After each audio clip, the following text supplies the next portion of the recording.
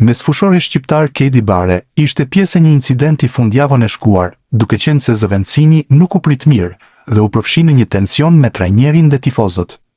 Megjithatë, mediat spanjolle bën të ditur se mesfushori i kishte kërkuar falje trajnerit të tij në stërvitje dhe një ditë më vonë ka folur edhe para skuadrës, ku ka kërkuar falje për veprimin e bërë, sidomos për faktin se te Real Zaragoza ai është edhe zvend kapiteni i skuadrës.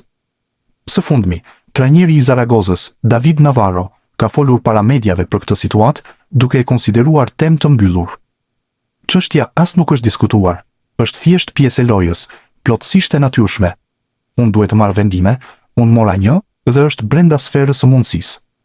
Ekipi e kupton se kjo është bërë duke pasur parasysh të mirën e ekipit, edhe nëse ka përparësi mbi interesat individuale, tha trajneri, për incidentin duke lënë të kuptohet se nuk janë marrë masa administrative për mesfushorin shqiptar.